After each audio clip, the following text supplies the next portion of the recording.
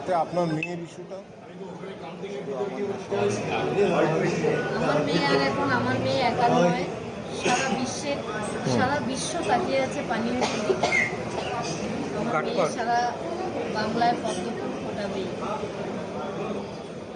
এই ভোটটা সেটার জন্য।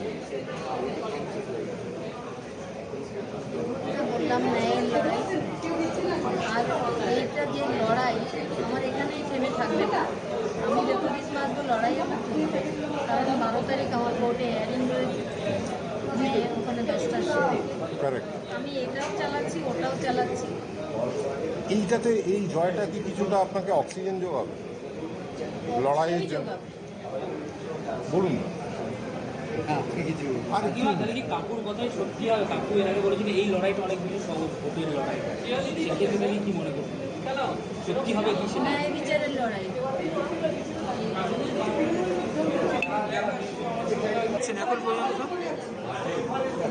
একটু 2 লাইন বলে দিন, 2 লাইন। আপনি আশাবাদী কাকিমা?